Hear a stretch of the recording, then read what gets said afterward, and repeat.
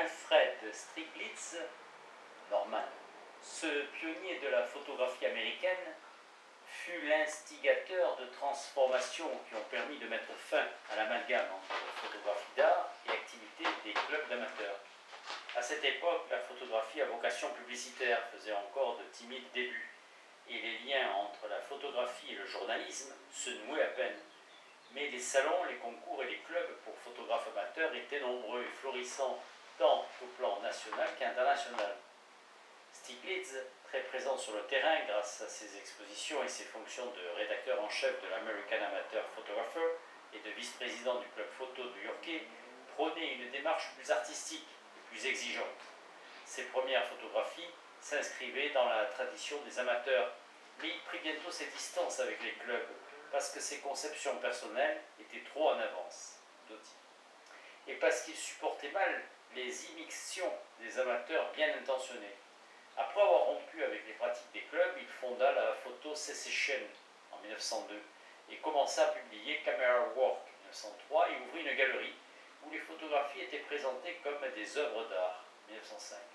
10 ans auparavant, il avait déjà commencé ses photographies d'architecture, de machines et d'habitants de New York qui devaient le rendre célèbre. En très peu de temps, Stieglitz avait donc mis sur pied, à une échelle modeste il est vrai, la plupart des dispositifs institutionnels qui permirent d'asseoir les revendications artistiques de la photographie. Une galerie où étaient exposées les œuvres, une revue qui publiait des reproductions et des textes de qualité et qui contribuait à la diffusion des idées et à la promotion de la photographie, et enfin un groupe de confrères qui se soutenaient mutuellement. Tout cela allait de pair avec un choix de sujet et un style qui se démarquait résolument des imitations de la peinture en vogue à cette époque. Stieglitz, qui n'était pas commode, se brouilla bientôt avec ses confrères de la Photo Secession. Dès lors, il franchit une nouvelle étape dans la confirmation du caractère artistique de la photographie, en consolidant les liens entre les photographes et la communauté des peintres et sculpteurs. Edward Steichen, qui avait déjà photographié Rodin dans son atelier, servit d'intermédiaire avec ce dernier, puis avec Matisse, Cézanne, Picasso et d'autres grands artistes français qui envoyèrent des œuvres à Stieglitz pour les expositions de sa galerie à New York, au 291 de la 5e avenue. Ce fut Steichen qui persuada Stieglitz d'exposer John Marin et le mit ainsi en relation avec de futurs grands noms de la peinture américaine comme Marsden Hartley et Arthur Dove. Au lieu de se consacrer exclusivement à la photographie, la galerie 291 s'ouvrit de plus en plus au dessin, peinture et sculpture moderne. Stieglitz fit se rencontrer des peintres et des photographes. Il leur apprit à s'apprécier mutuellement, non pas en encourageant le mimétisme, comme dans la photographie dite picturale, mais en insistant sur la complémentarité des deux disciplines.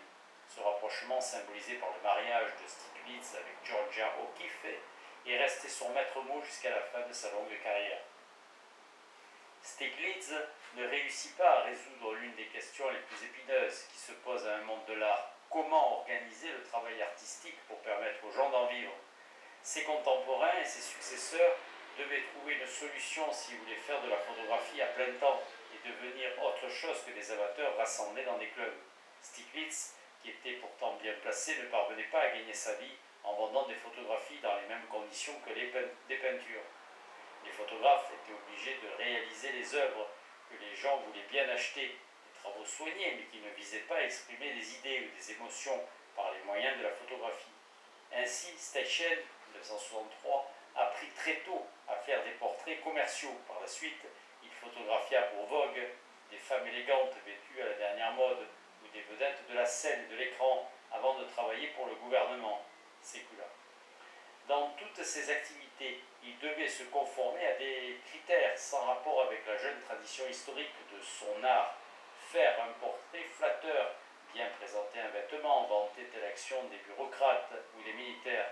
Certains photographes, à commencer par Steichen, surent très bien se plier à ces exigences, mais ces contraintes fonctionnelles ne faisaient que reléguer la photographie au rang des arts mineurs, en forçant les photographes à mettre leur métier au service d'autres personnes pour gagner leur vie.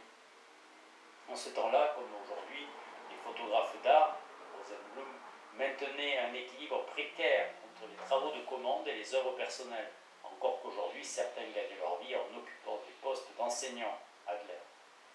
Pour de nombreux photographes, le portrait était le travail rémunérateur qui aliénait le moins leur liberté d'expression. Edward Weston, son ado, a y trouvé une source de revenus régulier, même s'il acceptait mal de produire des images uniquement destinées à plaire aux clients, et non à lui-même. Au terme de séances qui pouvaient durer 1 heure, c'étaient des contraintes de métier dont il voulait s'affranchir et qu'imposait l'organisation fluctuante du travail professionnel à la commande. Weston fit 2 ou 3 choses pour améliorer le fonctionnement de son mode de l'art et permettre aux photographes d'art de gagner leur vie. Mais ces initiatives furent moins spectaculaires que celles de Stiglitz. Il fonda à San Francisco le groupe F64, voué à un idéal de précision et de netteté dans la photographie par opposition au flou artistique. Sa volonté de promouvoir la photographie d'art, comme ses ambitions esthétiques, le situe dans la lignée de Stiglitz. Il fut le premier photographe américain à recevoir une bourse Guggenheim, une forme d'aide matérielle qui n'a peut-être pas assuré la carrière d'un seul photographe, mais a permis à beaucoup de réaliser des projets importants. Il a exercé une énorme influence sur la côte ouest et ailleurs par le biais de ses amis, ses enfants, ses disciples et ses épigones. Comme Stiglitz, Weston favorisa le rapprochement entre le monde novice de la photographie d'art et le monde établi de la peinture, en l'occurrence avec le monde des muralistes mexicains. En 1923, Weston quitta la Californie où il laissait sa famille pour aller s'installer au Mexique avec son fils Brett et la photographe Tina Modotti. La communauté artistique mexicaine l'accueillit comme un frère. Il fut l'ami intime de Diego Rivera et ses expositions se soldèrent toujours par des ventes et des critiques élogieuses. Grâce à l'exemple et l'influence des muralistes, tout simplement parce qu'il n'avait pas à flatter la vanité de modèle qui aurait posé devant son objectif, Weston parvint à s'affranchir des conventions du portrait photographique pour réaliser une série de portraits révolutionnaires par leur spontanéité, notamment ceux de Diego Rivera et de José Clemente Orozco. Passant outre à beaucoup d'autres conventions, il donna un nouveau souffle à la nature morte, au paysage et aux scènes de la vie quotidienne. Dans tous ces domaines, Weston faisait œuvre personnelle avant de travailler pour des clients ou des éditeurs, et ses photographies sur des sujets apparemment rebattus suscitèrent l'intérêt d'artistes renommés.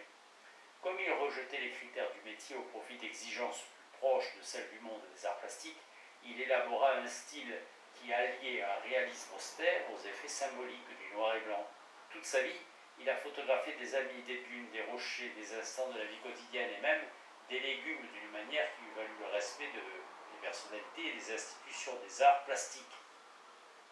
Les spécialistes de la photographie documentaire ont dû lutter contre les contraintes de travail imposées par leurs clients, des organisations politiques plutôt de gauche, des organes gouvernementaux parfois progressistes, mais plus souvent préoccupés de leur image dans l'opinion, en quoi ils s'apparentaient aux agences de publicité pour lesquelles travaillaient d'autres photographes. Il est des cas où ces contraintes ont pu être surmontées.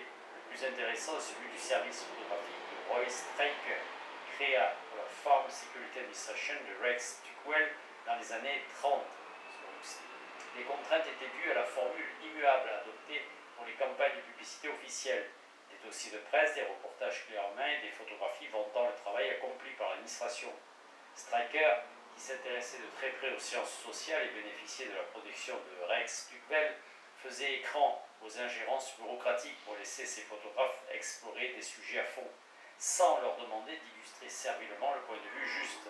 En même temps, il les amenait à une réflexion sociologique sur les sujets à illustrer, ce qui les dissuadait de reproduire des stéréotypes artistiques, politiques ou publicitaires, et favorisa l'éclosion du style documentaire caractéristique de ce service. Si les photographes attachés à la Farm Security Administration avaient une mission politique, scientifique ou documentaire, Walker Evans et d'autres membres du service nourrissaient aussi des ambitions artistiques. Evans connaissait des artistes dans différentes disciplines, comme le peintre Ben Shahn, qui travailla quelque temps dans cette équipe comme photographe, le poète Art Crane et l'écrivain James Agee, avec qui il collabora pour « Et maintenant, louons les grands hommes ». Son intelligence, sa perspicacité et son exigence dans le travail motivaient son appartenance à cette communauté artistique. Comme il refusait absolument de se plier à la discipline que Stryker tentait d'imposer, il ne resta pas longtemps dans son équipe. Pourtant, cette expérience influença profondément son œuvre personnelle et déboucha sur un style qui valorisa la photographie documentaire aux yeux des peintres et d'autres artistes. Pour finir, un monde de l'art se dote d'une histoire tendant à démontrer que depuis le début, il produit des œuvres de valeur et qu'une évolution logique a conduit à sa physionomie actuelle qui le place sans conteste au rang du grand art. N'oublions pas que dans les premiers temps de tout monde de l'art, une foule de pionniers œuvrant à l'échelon local réalise des œuvres extrêmement diverses. Les historiens peuvent faire un tri dans ce qui reste de cette énorme accumulation pour écrire une histoire qui était la position actuelle du monde de l'art. Kuhn décrit un phénomène analogue dans l'histoire des sciences. Ces historiens entrent en scène à un certain stade de l'évolution d'un monde de l'art et commencent à élaborer une version plus ou moins officielle de l'histoire de la discipline concernée. Ils laissent de côté la plupart des œuvres produites pour ne retenir que quelques créations et quelques créateurs représentatifs de l'esthétique réputés convenir à cette discipline. La photographie américaine a trouvé son historien en la personne de Beaumont Newhall, qui fut le conservateur des photographies au Museum of Modern Art de New York. Son histoire de cette discipline, selon Newhall, a fait entrer au Panthéon quelques rares élus parmi les milliers de pionniers évoqués plus haut. Et il est intéressant de comparer le choix de Newhall avec le panorama beaucoup plus éclectique proposé par le chimiste Robert Taft en 1938 dans son Histoire de la photographie. D'autres arts qui passent du stade de l'innovation expérimentale au plein épanouissement d'un monde de l'art connaissent les mêmes transformations. Après avoir créé les conditions favorables à l'apparition d'une production abondante et indépendante de la culture locale où l'innovation a vu le jour, les participants à un nouveau monde de l'art mettent en place l'organisation et les institutions qui désignent leur activité comme un art et rien d'autre.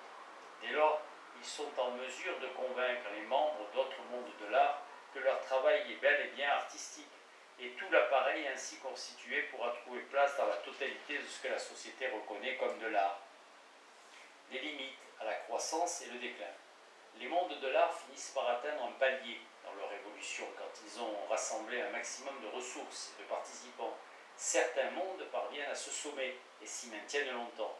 Il semble aussi permanent que peuvent nous le paraître aujourd'hui les mondes du roman, du cinéma ou de la danse classique. Mais rien n'est éternel et les mondes de l'art ne font pas exception. Beaucoup se transforment progressivement, beaucoup déclinent, au point que nous pourrions les dire morts, même si très peu disparaissent tout à fait comme nous l'avons vu. Des institutions assurent la survie d'un grand nombre d'œuvres d'art pour lesquelles il n'y a plus ni producteurs ni public. Comme la croissance des mondes de l'art passe par la diffusion de leur mode d'organisation et de leurs conventions, tout obstacle à cette diffusion devient une limite à la croissance. Ainsi, les différences sociales, ethniques, sexuelles ou géographiques dans les pratiques culturelles restreignent le public potentiel des œuvres d'un monde de l'art. Des gens qui ignorent les conventions fondamentales d'un travail artistique ne peuvent y coopérer. Si un film comporte des situations ou des personnages propres à un pays donné, les spectateurs étrangers ne saisiront pas les allusions et les subtilités, même avec des sous-titres, et seront parfois incapables de suivre l'intrigue elle-même. Ainsi, le public américain a du mal à comprendre les films indiens qui supposent connu un système social et des problèmes sociaux et individuels dont il n'a pas idée. Le cinéma brésilien contient volontiers des allusions à la possession démoniaque qui échappent totalement aux spectateurs étrangers et leur rendent certaines données de l'intrigue totalement incompréhensibles. La différenciation d'une société en sous-groupes, selon des critères d'âge, de race, de sexe et de classe sociale à tout le moins, tend à priver chaque sous-groupe d'une partie des connaissances conventionnelles nécessaires pour comprendre les œuvres d'art destinées à d'autres. Cette question a fait l'objet d'une analyse approfondie. Gans, Bourdieu. Bourdieu et Darbel, Di Maggio et Ussem. Quand des groupes sociaux relativement importants ignorent les conventions qui sous-tendent une œuvre, la diffusion de cette œuvre s'en trouve forcément limitée. Bourdieu. Et cela freine la croissance du monde qui la produit. Si les différences culturelles entre les nations ou les groupes sociaux limitent la diffusion des œuvres, elles ont beaucoup moins d'effet sur leur production. Le savoir professionnel que les participants au monde de l'art possèdent en commun leur permet de communiquer par-delà ces barrières dans la langue véhiculaire du métier. Des musiciens et des chanteurs venus des quatre coins du monde peuvent ainsi coopérer à la production d'un opéra. Tous tout comme des acteurs et des techniciens de diverses nationalités peuvent tourner un film ensemble.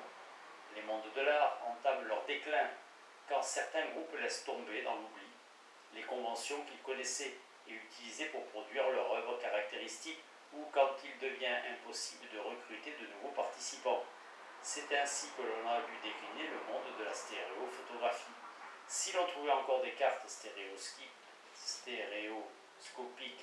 et des visionneuses dans quelques foyers américains jusqu'aux années 50, la stéréophotographie était devenue à cette époque un anachronisme pour la plupart des gens. Déjà en 1927, la Sears ne consacrait plus à ses produits des pages entières de son catalogue, mais une simple colonne sur une page où étaient regroupés des déguisements, des farces et attrapes et d'épatantes petites machines à vapeur. Que s'est-il passé? Le goût du public pour les images ne s'était certes pas émoussé. C'est à cette époque que les périodiques illustrés, le cinéma puis la télévision sont devenus les principaux supports de la communication de masse. Les nouveaux moyens de satisfaire ce goût pouvaient très bien s'ajouter aux autres, sans les évincer. Si les illustrés, le cinéma et la télévision coexistent, pourquoi pas la stéréophotographie? La désaffection soudaine du public ne correspondait pas non plus à une perte d'intérêt pour les usages de la photographie en relief. Les images occupent une place de plus en plus importante dans les activités pédagogiques, comme en témoigne l'essor de l'audiovisuel et l'abondance des photographies dans les manuels scolaires. Nous utilisons toujours des images pour nous informer de ce qui se passe dans le monde et pour nous divertir à la maison, où les projections de diapositives ont plus ou moins remplacé l'album de famille.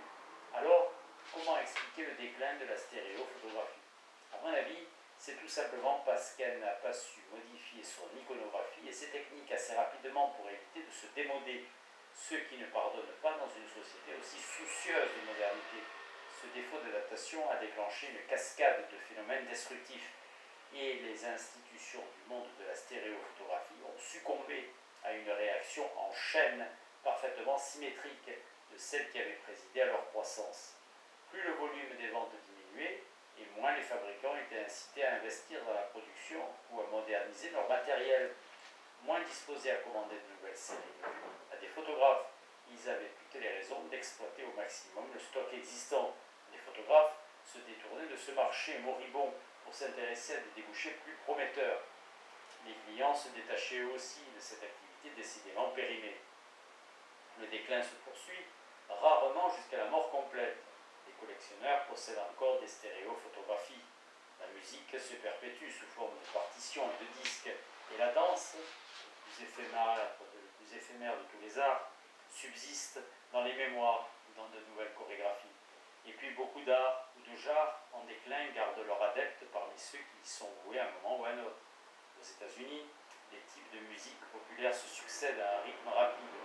On est passé par exemple du Dixieland au jazz classique, puis au hot jazz et au rock. Mais chacun de ces styles a gardé ses fidèles parmi les générations qui ont grandi avec eux. Chaque vague d'innovation dépose une couche de sédiments où se retrouvent tous les praticiens et tous les amateurs qui ne peuvent pas ou ne veulent pas se reconvertir pour suivre la dernière vague de nouveautés. Ainsi donc, les mondes de l'art naissent, grandissent, se transforment et meurent. Les artistes qui y participent ont à résoudre des problèmes différents selon l'état de leur monde. Les sortes d'œuvres qu'ils peuvent réaliser changent aussi, tout comme le sort réservé à ces œuvres. Un travail artistique dur s'il s'appuie sur une organisation qui le préserve et le protège. Les théories esthétiques, comme le sens commun, font de la durée un critère déterminant pour l'excellence artistique, autrement dit pour la réputation. Dans le dernier chapitre, toutes les analyses qui précèdent serviront à éclairer la question de la réputation pour remettre en perspective certaines théories courantes sur l'art et la société.